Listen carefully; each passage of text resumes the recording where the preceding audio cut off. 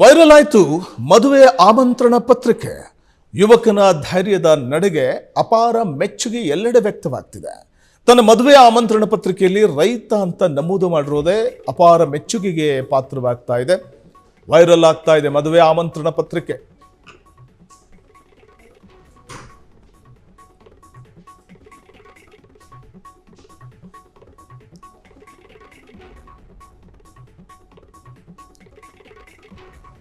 ಇಂದಿನ ದಿನಮಾನದಲ್ಲಿ ತಾನು ರೈತ ಅಂತ ಹೇಳ್ಕೊಳ್ಳೋದಕ್ಕೆ ಹಿಂಜರಿತಾರೆ.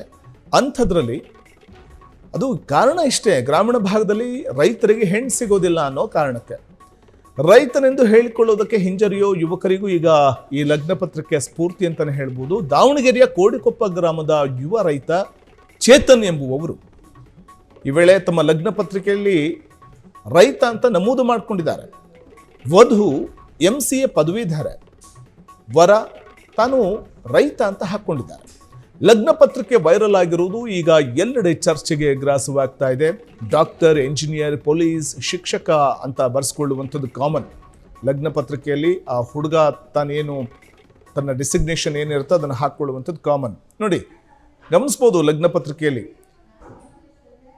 ಚಿರಂಜೀವಿ, ಕುಂಕುಮ, ಸೌಭಾಗ್ಯವತಿ, ಆಶಾ, MP, ಅನುಷಾ ಬ್ರಾಕೆಟಲ್ಲಿ, MCA ಅಂತ ಬ್ರಾಕೆಟಲ್ಲಿ ತಮ್ಮ ಡಿಗ್ರಿ ಹಾಕ್ಕೊಂಡಿದ್ದಾರೆ, ತಾವು ಓದಿರುವಂಥದ್ದನ್ನು.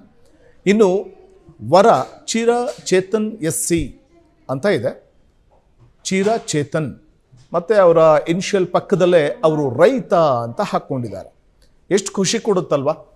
ತಾನೊಬ್ಬ ಅನ್ನದಾತ ಅಂತ ನಾವು ಹೆಮ್ಮೆಯಿಂದ ಹೇಳ್ಕೊಳ್ಳೋದಕ್ಕೆ ಇದಕ್ಕಿಂತ ಮತ್ತೊಂದು ಅವಕಾಶ ಸಿಗಲಾರದು ಅಂತ ಅನಿಸುತ್ತೆ. ರೈತ ಅಂತ ಹಾಕ್ಕೊಂಡಿದ್ದಾರೆ. ಕೆಲವರು ಡಾಕ್ಟ್ರು, ಎಂಜಿನಿಯರು, ವಕೀಲರು ಈ ರೀತಿಯೆಲ್ಲ ಹಾಕ್ಕೊಳ್ತಾರೆ. ಆದರೆ ಇವರು ರೈತ ಅಂತ ನಮೂದು ಮಾಡಿದ್ದಾರೆ. ರೈತರಿಗೆ ಹೆಣ್ಣು ಕೊಡಲ್ಲ ಅನ್ನುವಂಥ ಮಾತಿದೆ. ಆದರೆ ರೈತರಿಗೂ, ರೈತಾಪಿ ವರ್ಗಕ್ಕೂ ಅಥವಾ ಅನ್ನದಾತರಿಗೂ ಹೆಣ್ಣು ಕೊಡ್ತಾರೆ ಅನ್ನೋದಕ್ಕೆ ಇದೊಂದು ನಿದರ್ಶನ. ಅವರು MCA ಓದಿದ್ದಾರೆ ಹೆಣ್ಮಗಳು, ಆಶಾ, MP ಆಶಾ ಅಂತ, ಅನುಷಾ ಅಂತಲೂ ಕೂಡ ಅವರಿಗೆ ಅಡ್ಡ ಹೆಸರಿದೆ. ಅನುಷಾ ಅವರು MCA ಓದಿದ್ದಾರೆ. ಆದರೆ ಚೇತನ್ ತಾನೊಬ್ಬ ರೈತ ಅನ್ನೋದನ್ನು ಬಹಳ ಹೆಮ್ಮೆಯಿಂದ ಅವರು ಲಗ್ನ ಪತ್ರಿಕೆಯಲ್ಲಿ ಹಾಕ್ಕೊಂಡಿದ್ದಾರೆ. ಅನೇಕ ರೈತರಿಗೆ ಇದು ಒಂದು ರೀತಿಯಲ್ಲಿ ಸ್ಫೂರ್ತಿ. ರೈತನಿಗೆ ಯಾರೂ ಹೆಣ್ಣು ಕೊಡೋದಕ್ಕೆ ಮುಂದೆ ಬರ್ತಾ ಇಲ್ಲ ಅನ್ನುವಂಥ ಸಂದರ್ಭದಲ್ಲೇ ಯುವ ರೈತನೋರ್ವ MCA ಮಾಡಿರುವ ಅನುಷಾ ಅವರನ್ನು ವರಿಸುತ್ತಿದ್ದಾರೆ. ಅವ್ರ ಜೊತೆ ಸಪ್ತಪದಿ ತುಳಿತಾ ಇದ್ದಾರೆ. ವಧು MCA ಆದರೆ ವರ ನಾನೊಬ್ಬ ಅನ್ನದಾತ, ನಾನೊಬ್ಬ ಭೂಮಿ ತಾಯಿಯ ಮಗ ಅನ್ನುವಂಥದ್ದನ್ನು ಬಹಳ ಧೈರ್ಯದಿಂದ, ಬಹಳ ಹೆಮ್ಮೆಯಿಂದ ಆ ಬ್ರಾಕೆಟಲ್ಲಿ ರೈತ ಅಂತ ಹಾಕ್ಕೊಂಡಿದ್ದಾರೆ. ನಿಜ, ರೈತ ದೇಶದ ಬೆನ್ನೆಲುಬು.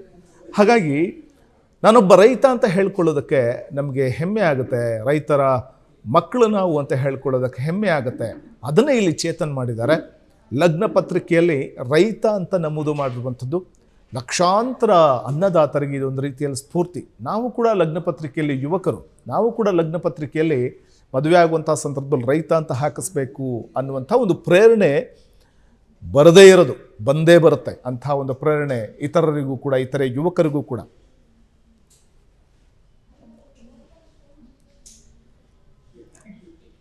ಲಗ್ನ ಪತ್ರಿಕೆಯಲ್ಲಿರುವಂಥದ್ದು ಆ ಒಂದು ಕೆಂಪು ಮಾರ್ಕ್ ಮಾಡಿ, ರೌಂಡ್ ಮಾರ್ಕ್ ಮಾಡಿ ನಿಮಗೆ ತೋರಿಸ್ತಾ ಇದ್ದೀವಿ.